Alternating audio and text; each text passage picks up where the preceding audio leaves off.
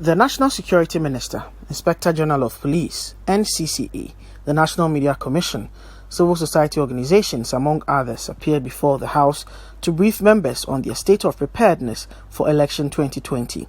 However, officials of the Electoral Commission could not honor the invitation.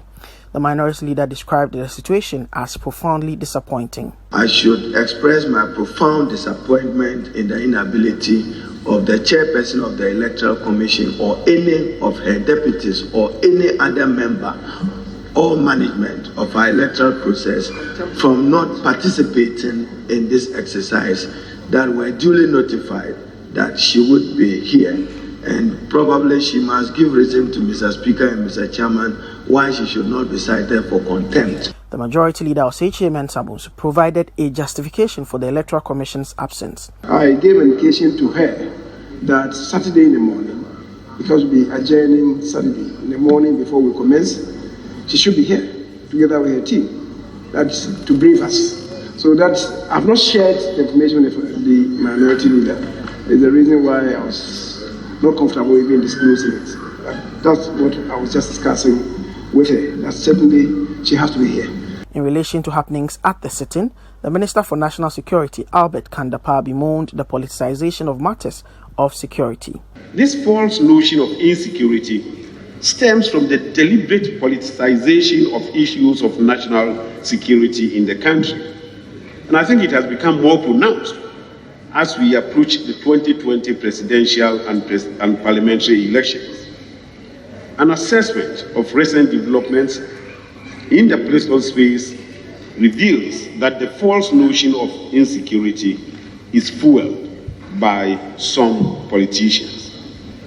These politicians at one moment openly threaten violence should they lose the elections, and at another express concern about rising insecurity in the country. And I think, Mr. Speaker, this is unacceptable and must be condemned in no uncertain terms, irrespective of where it is coming from. Speaking on behalf of the military, Brigadier General Emmanuel Kotia urged Parliament to play its role in safeguarding the peace and security of the country. Safeguarding our peace and stability is very cardinal at this stage. It is important for us to cooperate with the security agencies to be able to address any possible mishaps during election. It's also important for us to get a better understanding so far as issue is concerned. And I think that Parliament should consider looking at the various loopholes, addressing it, and Parliament itself should be actors of peace so far as the elections are concerned.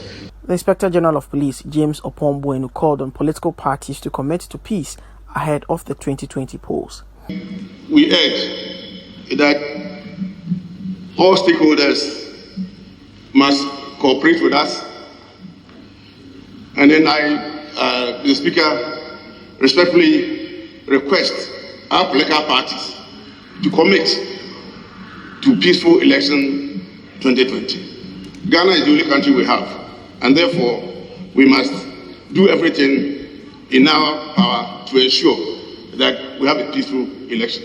The chairperson of the National Commission on Civic Education, Josephine Nkrumah, said the number of candidates on the ballot for this year's election could increase the number of spoiled or rejected ballots. For the NCC, the issue of rejected ballots is not just a matter of waste of public resources, but it goes to the critical and fundamental issue of having peaceful elections.